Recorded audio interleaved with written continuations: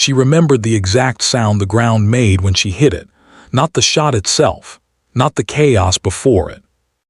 Just the ground, dry, cracked Afghan soil that had been baked by 11 consecutive summers of war, pressing against her cheek like something ancient and indifferent. She remembered thinking, in that half-second between understanding and darkness, that the earth smelled like iron and dust, and something almost like rain that hadn't come yet. Her name was Corporal Dana Reyes, 26 years old. Combat medic attached to a Joint Special Operations Task Force operating in the Kunar province, a stretch of mountain terrain so hostile that even the birds seemed to move through it quietly. She had been in country for 7 months. She had 41 days left on her rotation. 41 days. That number had lived in the back of her mind like a small, warm light she'd been carrying through every cold operation, every sleep-deprived morning. Every moment she'd pressed her hands against someone else's wound and told herself to hold it together.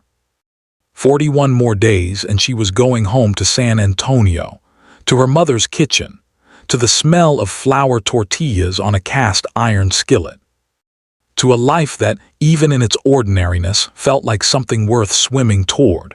She never made it. The ambush came at 400 on a Thursday. The team had been returning from a compound clearance operation, moving through a narrow ridgeline trail in 2 staggered columns. When the first shot broke the silence like a door slamming open in a quiet house. Then the world became noise, muzzle flashes from the high ground, radio traffic collapsing into shouting, the particular horrible symphony of a coordinated ambush at close range. Dana had been near the rear of the formation. She'd already started moving toward the front, toward whoever was hit, because that was the reflex she'd spent 3 years building into herself, when the round caught her in the left side, just below her body armor's side plate. She didn't feel pain immediately. She felt impact. She felt breath leave her like someone had hit her with a truck. She felt her legs decide without consulting her to stop working. She went down hard. The fight continued over her and around her for 11 more minutes. She knew this because she was conscious for all of it, lying on her back in the dirt, one hand pressed against her side, staring up at the stars through the dust and smoke with the strange, detached focus of someone in shock. She could hear the team working. She could hear Chief Torres calling commands. She could hear the distinctive sound of the team's M240 finally finding its angle and pushing the attack back into the ridgeline. Then things got quieter. And then there was the part she never talked about. In the confusion of the immediate aftermath, in the scramble to consolidate casualties and extract under continued threat of contact, the call came that the primary LZ was compromised. The enemy had anticipated their exit. There was a second bird coming, but it needed to land 400 meters north on a ridgeline that required a technical climb in the dark. The team had 3 other wounded, 2 of them critical. They had a narrow window. They had to move. Someone marked her position on a GPS. Someone said out loud that she was stable enough. Someone made a decision that was probably the only logical decision that could have been made given the circumstances, and that knowledge never made it feel any less like what it was. They left without her. She lay there for 4 hours and 19 minutes. She knew because she counted. Not the seconds, but the minutes, because counting gave her something to anchor to when the pain finally arrived and made itself fully known. She used her own tourniquet on the exit wound when she realized it was worse than she'd initially assessed. She talked to herself in Spanish, the way her grandmother used to talk when she was solving problems, low and rhythmic, like prayer without asking for anything specific. She didn't let herself think about dying, not because she wasn't afraid, but because she understood in some bone-deep way that fear was a luxury she couldn't spend right now. She had to save every unit of warmth in her body, every measured breath, every ounce of focus for the simple, brutal project of remaining alive until something changed. At 8:19, something changed. She heard rotors before she saw anything, not the thick thump of a Chinook, something smaller, faster, a black hawk running low, skimming the ridgeline. She forced herself upright, just enough to wave her IR strobe, which she'd been holding ready in her right hand since the darkness started fading, because hope, when you have almost nothing left, takes very specific and practical forms. The bird circled once, then it came down. The two men who came off that helicopter moved the way she recognized immediately, not rushing, not panicking, but with the kind of focused economy that only comes from years of doing very hard things in very bad places. They were dressed in kit that wasn't standard issue, no unit patches, the kind of configured gear that meant they worked in spaces that didn't exist on paper. The taller one reached her first. He dropped to one knee beside her without a word, his gloved hands already moving to her side, cutting fabric, assessing without ceremony. His eyes were dark and still. Not cold, something more complicated than cold. The eyes of a man who had seen enough suffering that he no longer flinched from it, but had not yet stopped feeling it. His name, she would learn this later, was Master Chief Elias Croft. But in that moment, he was just hands and quiet competence, and the first warm human presence she had felt in nearly 5 hours. "I've got you," he said, just that. 3 words in a low, flat voice, and somehow they landed in her chest with more weight than anything theatrical could have. She nodded. Her throat was too dry to answer. The second man, shorter, broader across the shoulders, with a thick beard going gray at the edges, set up a field kit with the practiced efficiency of someone who did this work the way some people make coffee, automatically, precisely, without needing to think about each individual step. He started an IV line in her right arm with one attempt. She noticed, even through the haze, that his hands didn't shake. 360, the taller one said to the shorter one without looking up. Clear, the shorter man said. Time on the bird. 11 minutes. Neither of them expressed any particular alarm. They worked as if they had exactly the time they needed, which Dana understood was a kind of controlled lie they told themselves and each other to keep the work clean. She understood it because she did the same thing. She recognized the performance of calm in people who felt everything deeply. They had her packaged and moving within 4 minutes. On the bird, strapped down and with an oxygen mask over her face. She watched the ceiling of the helicopter vibrate with the rotors and felt the particular vertigo of altitude after hours on the ground. The taller man, Croft, was seated near her, his gaze moving between her face and the monitors a field medic had clipped to her finger. "You're a medic," he said, not a question. He'd seen her kit. He'd seen the way her supplies were organized, even blood-soaked as everything was. He'd seen the way she'd self-applied her own tourniquet with textbook positioning. "Yeah," she managed. He was quiet for a moment. The helicopter shifted, and the pale morning light came through the small window above his head and caught the edges of his face. "Did you treat yourself the whole time?" "Mostly," she said. He nodded slowly. That was all. No praise, no dramatic acknowledgement. Just a nod that carried, she felt it, a very specific and serious kind of respect. The kind that doesn't announce itself. She passed out shortly after that.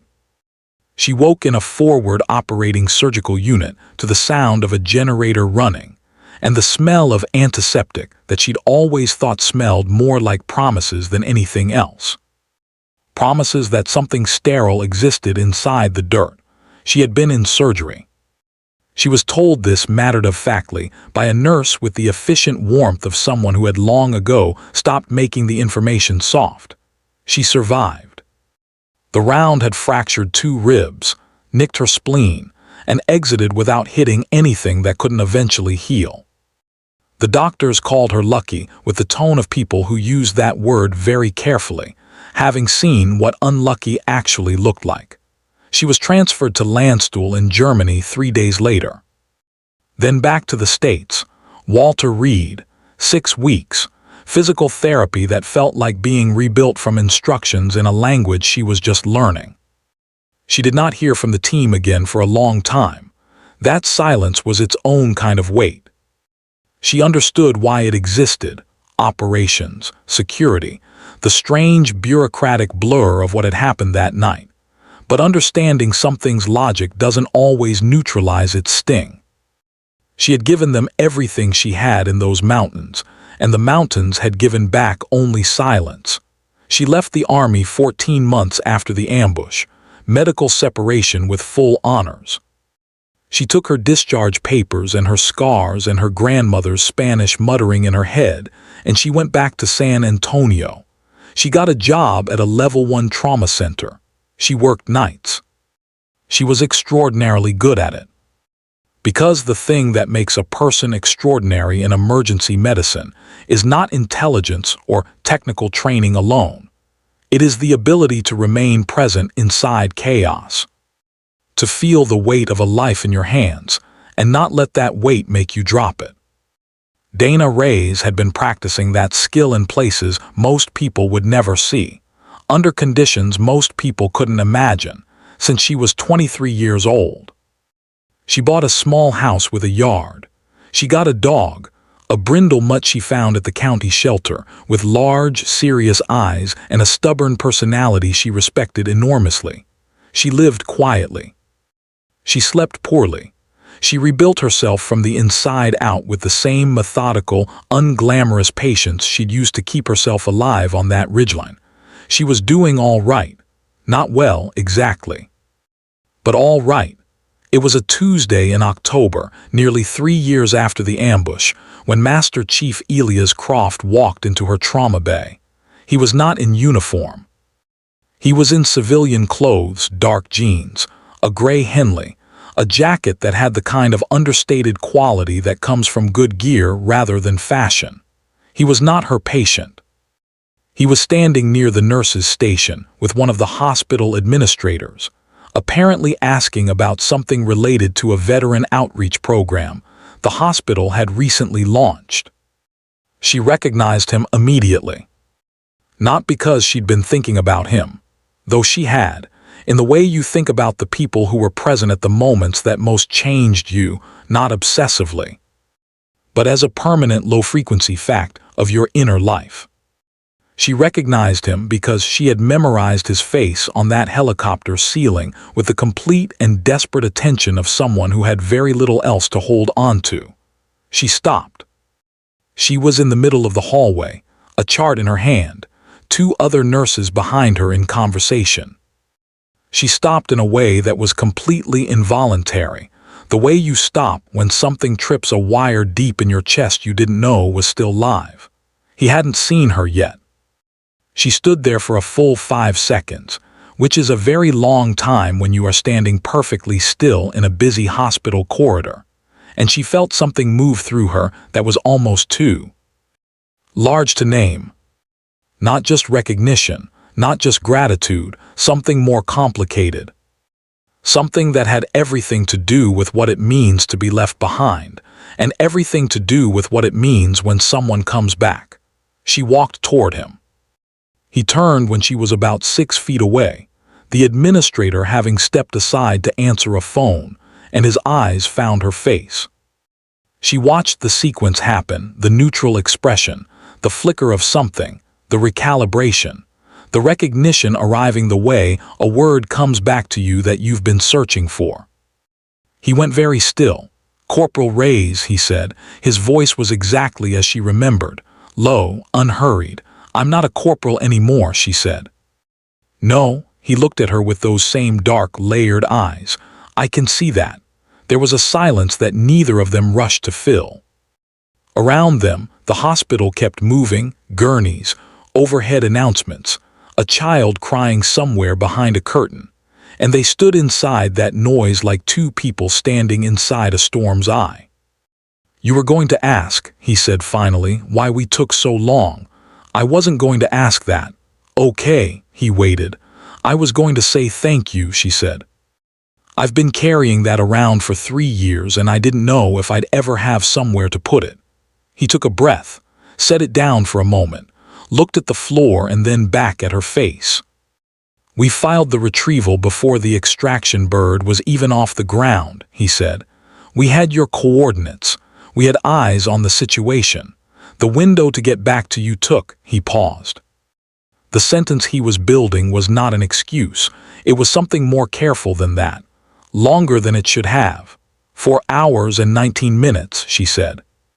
He looked at her with an expression that was very quiet and very full at the same time. "I know," he said. "I counted," she said. "I know." He said it again, and there was something in the repetition that felt like an acknowledgement of an entire weight, not just of those hours, but of everything that carrying that precision. That self-kept record said about what it had taken to survive them. She nodded. She didn't cry. Not because she had nothing to release, but because the moment was too real for that, too specific and grounded to lean into the easier current of tears. It held itself upright. She held herself upright inside it. "You're working here?" he asked. 3 years, she said. "Trauma." Something in his face shifted. Not dramatically, a slight deepening of focus, the way a person looks when a word lands exactly where it was always going to land. "The program we're building," he said slowly. "The veteran outreach. It's for trauma care coordination, getting combat veterans into proper civilian trauma support. We need someone who understands both worlds." She studied him for a moment. "Are you offering me a job?" she said. "I'm saying that if you were interested, the position exists, and the people doing it could use someone who has been on every side of the table." She was quiet. Not because she didn't know her answer. She was quiet because she wanted to be inside the moment correctly, to stand inside what it actually was before she moved through it and out the other side. 3 years ago she had lain in cracked soil with her hand against her own wound, counting minutes, keeping herself alive on nothing but discipline and the particular stubbornness of a woman who had decided that dying was not how she was going to let this story end. She had come home carrying everything that had happened to her. She had rebuilt herself in the dark, without ceremony, without recognition, without anyone standing at a podium telling the room what she'd survived. And now the man who had come off that helicopter was standing in the fluorescent light of a hallway in San Antonio, telling her that the exact combination of things that had broken her open might be the exact combination of things that someone needed. There is a specific kind of justice that doesn't announce itself, that arrives not with fanfare or apology, but in the form of an opening door at the exact moment you finished rebuilding your strength to walk through one.